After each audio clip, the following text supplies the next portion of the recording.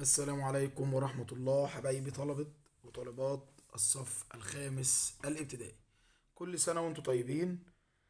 النهاردة بنتكلم أو بنحل درس يعتبر درس مهم جدا، وفي نفس الوقت عايز تركيز جامد، اللي هو القسمة عن طريق نموذج مساحة المستطيل.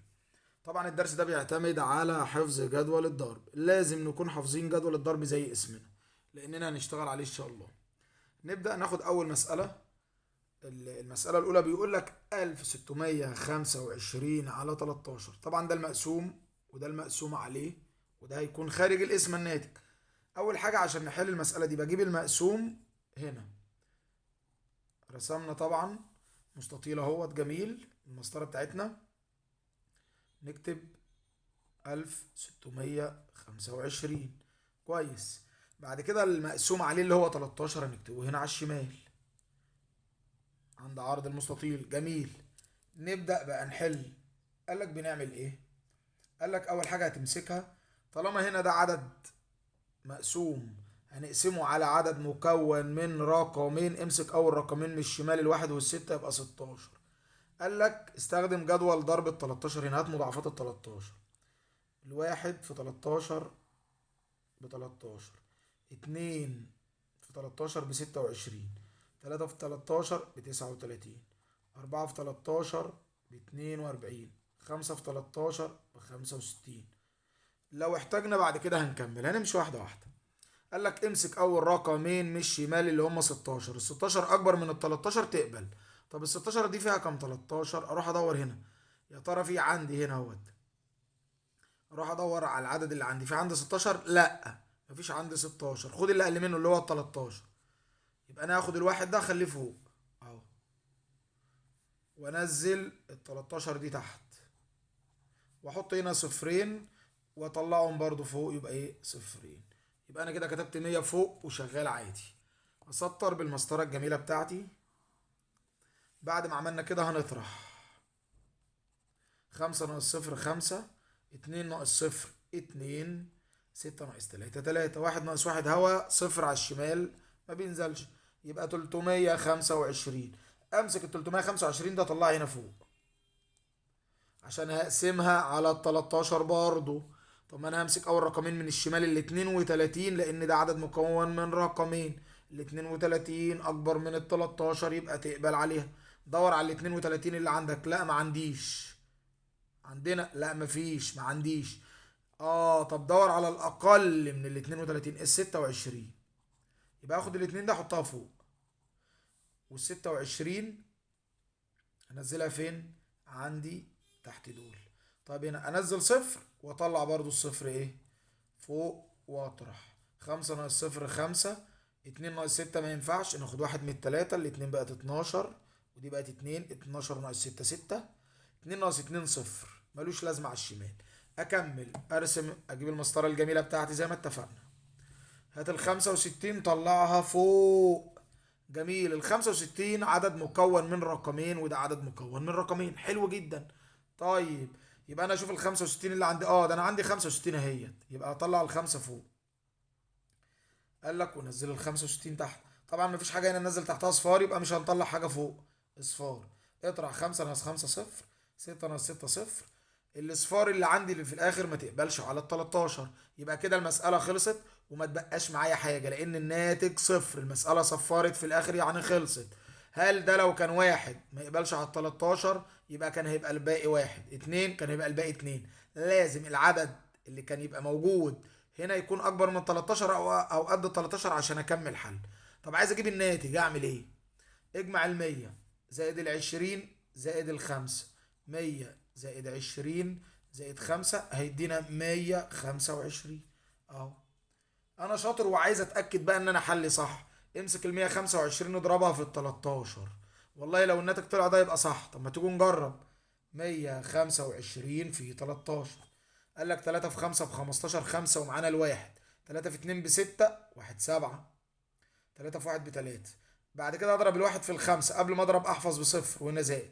1 في 5 بخمسة، 1 في 2 ب2، 1 في 1 بواحد.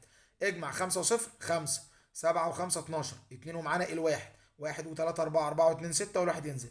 يبقى 1625 ودي 1625. جميل. هندخل على المسألة اللي بعدها. 1819 على 15. حلو جدا. المقسوم اللي هو 1819 هنكتبه هنا. برافو. وبعد كده اكتب ال 15 هنا على الشمال. جميل. على رأي محمود محمد رضا. جميل. طيب امسك بقى من الشمال. لا، قال لك هات الاول مضاعفات ال 15. اكنه اعمل جدول ضرب. 1 في 15 ب 15. 2 في 15 ب 30. 3 في 15 45. 4 في 15 ب 60. 5 في 15 ب 75. هنكمل لو احتاجنا. خلينا لغاية الخمسة. قال لك امسك اول رقمين اللي هم ال 18 من على الشمال. 18 على ال 15 في 18. قال لك لا، روح للي اصغر للي اقل منها على طول ال 15. يبقى اجيب الواحد ده فوق وال 15 تحت ال 18. انزل تحت دول صفرين، اطلع صفرين برضو فوق على طول وانا مغمض. اطرح يا بطل. 9 ناقص صفر 9. 1 ناقص صفر 1. 8 ناقص 5 3.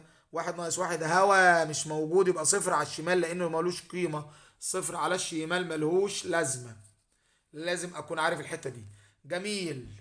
طيب اهم شيء يا جماعة، وهننسى اللايك ونشارك الفيديو.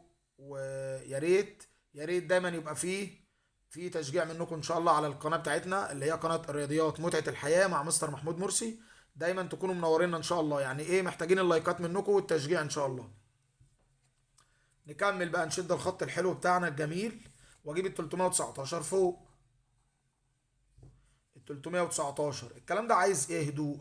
لاحظت ليه كتير فيديوهات. هو فعلا الدرس ده يعتبر صعب على مخ الولاد اللي في سنه خمسه. في ناس كبيره جدا انا ما اعرفها، او نقدر نقول بيبقى صعب علينا الاسم. فالكلام ده عايز ايه؟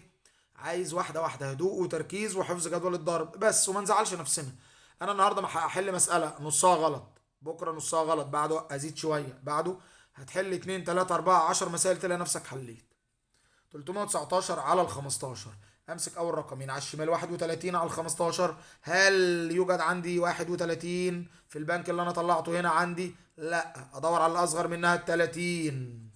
اخد الاتنين اخليها فوق وال 30 تحت. قال لك نزل هنا صفر تحت التسعة وطلع الصفر اللي انت نزلته هنا برضه. اهو، واطرح 9 ناقص صفر 9. 1 ناقص صفر 1. 3 ناقص 3 هوا. صفر على الشمال ملوش قيمة. حلو. نكمل. جميل. قال لك بعد كده هنعمل ايه؟ لازم تخلي بالك. قال لك طلع 19 فوق. حلو. هل ال 19 تقبل على ال 15؟ اه، ما هي اكبر منها. روح دور على 19 هنا، مفيش. دور على اللي اصغر منها اللي هو ال 15. ما احنا خدناه وعرفناه، يبقى واحد. طلع الواحد فوق ونزل ال 15. مفيش حاجه هنا نزل تحتها صفار، يبقى مش هحط هنا صفار. واطرح 9 ناقص 5 4. 1 ناقص 1 صفر، خلاص ما ينزلش. ايه ده؟ ده 4 تقبل على ال 15؟ لا، يبقى كده المسألة خلصت وهو ده الباقي. المسألة هي الحل. 100 زائد 20 زائد 1 يساوي 121.